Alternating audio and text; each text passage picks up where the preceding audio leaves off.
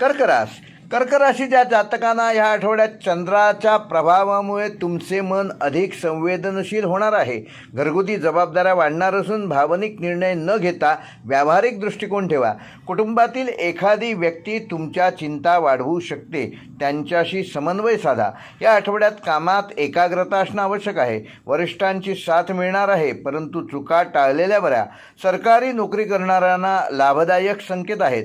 आर्थिक उलाढाली काळजीपूर्वक करा. जोडीदाराची प्रकृती चिंता निर्माण करू शकते, काळजी घ्या.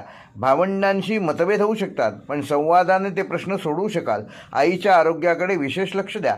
रविवारच्या सायंकाळी घरात मंगलदायक वातावरण निर्माण होईल. कर्क राशीच्या विद्यार्थ्यांनी नवीन विषय शिकण्याचा या आठवड्यात प्रयत्न केलेला चांगला असेल.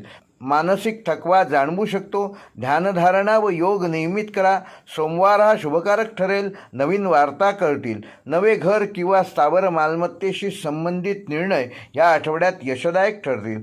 कोणत्या तरी जुन्या गोष्टींचा निरोप घेण्यासाठी हा आठवडा कदाचित अनुकूल ठरू शकतो. जुनी वस्त्र, फाईल्स, संबंध यांचे विश्लेषण करा. नव्या सुरुवातीसाठी नवीन जागा तयार करा. कर्क राशीसाठी या आठवड्याचा शुभवार आहे सोमवार. शुभ अंक आहे 2. शुभ रंग आहे शुभ्र पांढरा व शुभ दिशा आहे उत्तर पूर्व.